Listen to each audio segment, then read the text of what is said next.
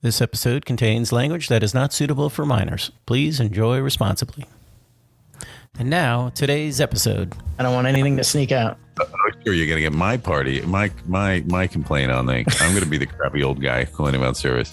I know his story's gonna sneak out of here now. No. Wait, so I'm waiting for. So they're like, no, I don't see anything.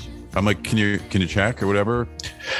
No, I would have known about it. It's not here. You could report a lost package or whatever. I'm like, hang on. So I go and I check the people who shipped it. I have the tracking number. I look, someone signed for it at 12/18 and blah blah blah. Yeah, no, nothing here. And then there's a guy standing next to him. Hang on a second. He calls me. Like, okay, well, yeah, we got a package for you, right? The guy goes in the back room and he brings out a package, and I'm just like, thank you. I bring it upstairs, and it's not everything. It's actually 3 packages. Oh my god! Right? I don't realize it till later. So now it's like 10:30 at night, and I'm on the front. I'm like, hi, so there was 2 more packages. But it's like, hang on. I'm on hold for a solid 10 minutes. It's now like 10:45. She's like, yeah, we got them. I'm off at 11, so you better get down here. So I didn't look thoroughly enough to find all your packages, but now it's your responsibility to get here. Yeah, well, I'm getting off at 11, so it's not like someone else, the person at 11 can handle it, or it was just like, you're gonna have to start all over again if you don't get out there before 11. So it was unbelievable. It was unbelievable. But the other person during the day was like so much better. Like she worked her ass off. But like, boy, it just people don't want these jobs, right? So you get people who don't give a crap. I totally have no problem with her. The person's right next to her.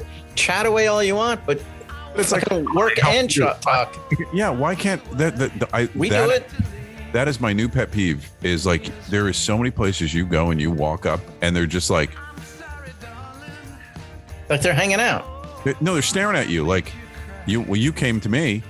Like it's not like, hi, may I help you? Or hey, hi, what do you welcome or whatever. It's just sort of like I'm waiting for you to ask your question. My dad, within a minute, would have been screaming and yelling at this woman. Oh. I take the high road of I'm like, okay, it's going to be over.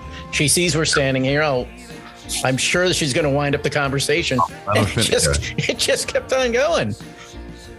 I'm allowed to talk at work. Yeah, I know. It's like, yeah, that's the key right there. I'm allowed to talk at work. I wasn't challenged. Yeah, but you're all working. Right. Nobody said you weren't. Anyway. Right. Good to see everybody. How's everybody doing? You got a problem? There was one point though where she's like, she's like, you guys you're going to have to take. She's like, this is going to take a while, so you should have a seat because we now have to start. It's like a long story. I gotta finish my story. I thought at that point, I said, "Oh, we're fucked now," and it was like because we were downgrading. She's like, "I got to start the process of downgrading the license," and I was like, "Oh no, now she's really going to stick it to us." This new system is great that they take appointments and everything runs so much better.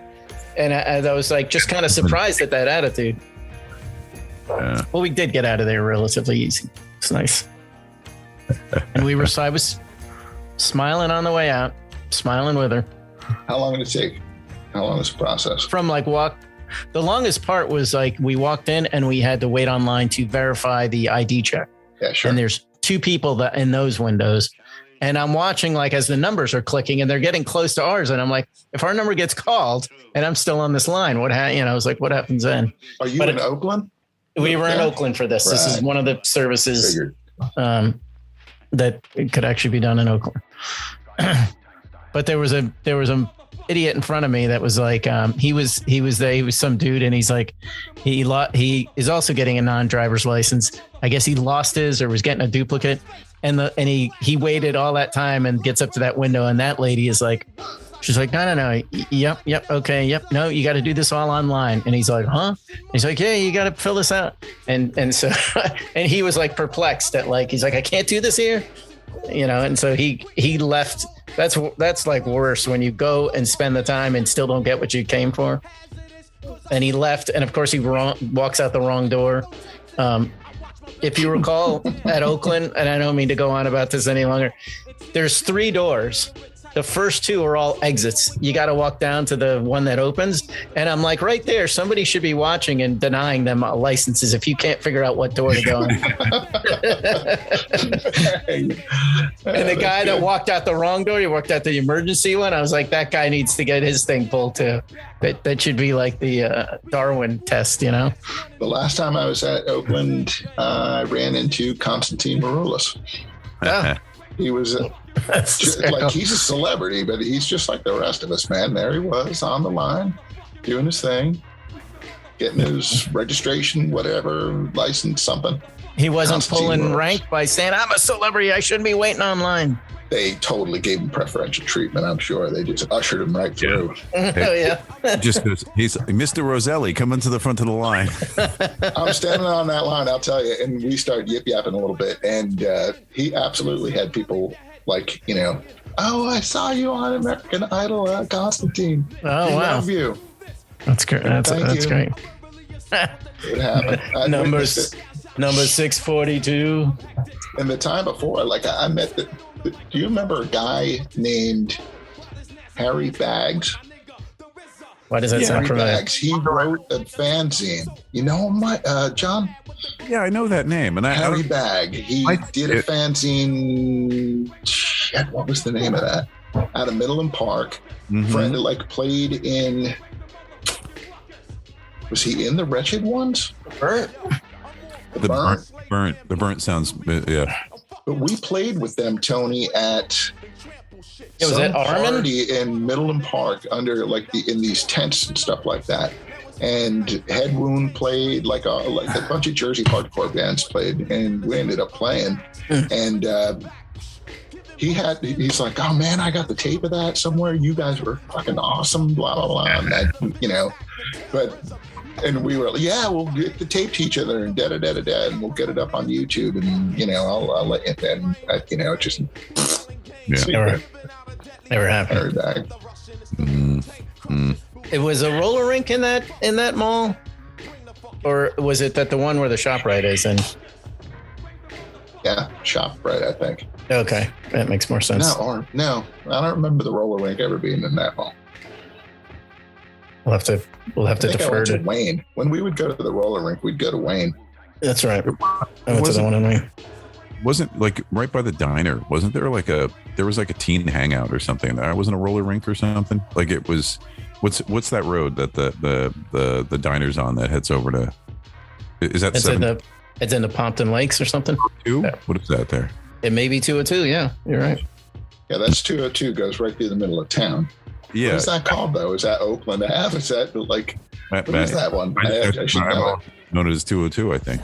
But there was the diner, and then I thought next to it there was like a teen hang that I want to say it could have been a roller rink, but maybe not. I remember a roller rink, like the Dairy Queen was across the street, and that, you know, like there was a hang. This was a space. I remember it was like you know what it was, John? Like up the street from that, there's a bowling alley. That's what it was. Yeah, it was a bowling alley. Yeah, up the street from there. Yeah, there was a music store, I think, on the corner, and you would go down the side street on the same side as the diner. So it would be, you know, you're headed that north and south on that. So southbound side on the right, you went down there, and there was the Oakland Lanes, and they're still there, if I'm not mistaken. Oh, so I've been itching to talk about the St. George Theater of Staten Island. Tell me about it. For a while. We're kicking it off. There was. I also got pinged, like, you know, you get your Google feed, and they're going to feed me everything that's music, and particularly if it's the Beatles. The list was Beatles and Todd Rundgren, so I got like a double hit that jumped to the top of my feed, and I pinged you guys about it too. But that's when I didn't even realize. I mean, I guess Todd's always out there, you know, grinding for cash, I guess, even though I'm kind of surprised he sold all of his rights to Meatloaf for a big chunk of change, and he has a nice house in Kauai. But so he's on this tour that it's last year, I guess he did. I forget what, like maybe it was the White Album or something, but now he's touring, and it's Rubber Soul and Revolver. And he has. You're saying Rod Stewart, Todd Rundgren. Oh my God, Todd Rundgren is touring on those two records. Yeah, so he's. How are they billing it? What is the billing for this thing? It's called June 15th. It was 50 years ago today, which would be around. Is that the release date of that or something? No, June 1st. No, Sgt. Pepper. They're older than that now. Exactly. Yeah. They'd be 56 or something a year. Yeah. So anyway, older. 64, 65. Yeah, you're right. So 60 would be 50, right. 57. Right. Anyway. And so they're billed as there's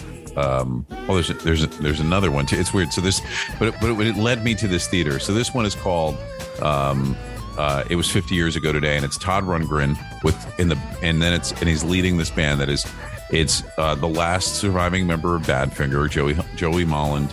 It's Denny Lane from Wings and the Moody Blues. It's Christopher Cross. And then this guy Jason Sheff, I'm not sure who he is. I think he's like a Ringo All-Star. I was going to say these all sound like Ringo All-Star members. Yeah, and I think that's kind of part of the thing. So they're going out and so apparently they've done this before. I don't know if it was Sgt. Pepper, which is where they might have gotten the name from, right? But they're out there touring this thing, and apparently it's not horrible. But also at this theater. Like the next show 2 days later is the Happy Together tour, which is, the Turtles and Paul Revere and the Raiders, and apparently it's Mark Lindsay, I think. And they do that. Then it's Dion. But they also have the one that blew my mind was the Yardbirds with Big Brother and the Holding Company. Right. Which, first of all, it has since been canceled. But the bands consist of Jim McCarty, the Yardbirds drummer. That's it.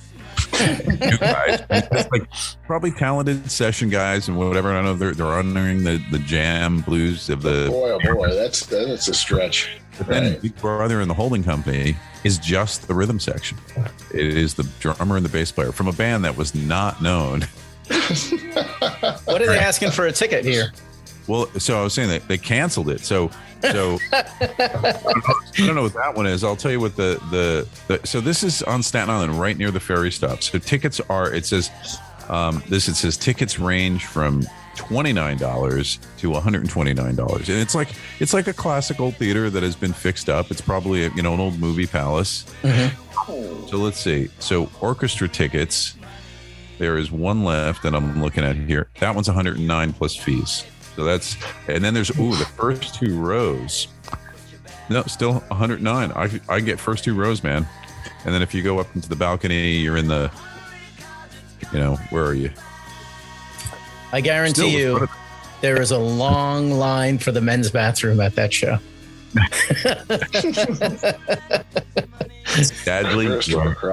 That's the thing. When you and I were talking about like duty to see, the remaining Beatles and stuff like that, it's like with Ringo, I made the crack like, well, you got to put up with the and Friends part. And like, there's some good bands there. Yeah. And I don't disagree, but man, Toto and stuff like that. Yeah. Like there's a lot of direct that comes along with that. Yeah. Like they're like talented. A lot of it is you actually end up with a lot of really talented studio musicians that ended up in these like sort of these bands that are like maybe evolve into a Toto or, but didn't like Toto was already like that band right from its inception though. Well, yeah. You know what I mean? They played on like they were Cheryl Lynn, the disco hit machines backing band like during the 70s, so they definitely could do it. But now with a band like that, what happens to start this off? Is there a singer that's unique to this, or is that guy also a studio Toto? A band like Toto, they were a session band, and I think they're just like, we should do our own thing. Like I'm sure there's a story that I'm offending. That's the classic those two knuckleheads that Steely Dan. Steely Dan, right? Like